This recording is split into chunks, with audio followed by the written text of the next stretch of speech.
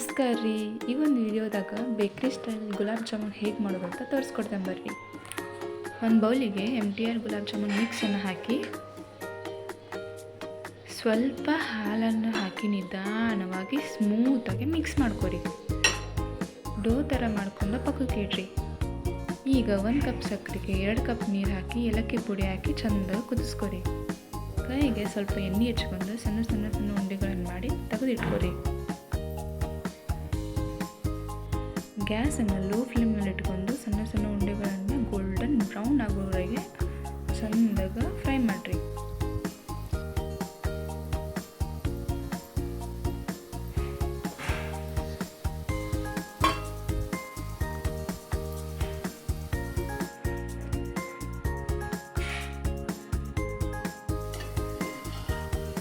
ನೋಡ್ರಿ ಎಷ್ಟು ಚಂದ ಬ್ರೌನ್ ಕಲರ್ ಆಗ್ಯಾವು. ಇನ್ನೊಂದು 2-3 ನಿಮಿಷ ಇಟ್ಕೊಂಡು ಗ್ಯಾಸನ್ನು ಆಫ್ ಮಾಡಿರಿ.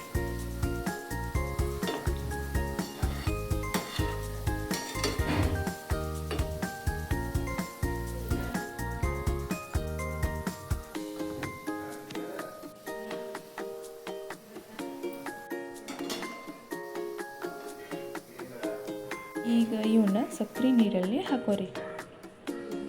ನೋಡಿರಿ ಎಷ್ಟು ಸ್ಮೂತಾಗಿ ಸಾಫ್ಟಾಗಿ ಬಂದಾವಂತ. ನೀವು ಟ್ರೈ ಮಾಡಿರಿ, ಹಾಗೆ ಹೆಂಗಿದೆ ಅಂತ ಕಮೆಂಟ್ ಮಾಡಿರಿ.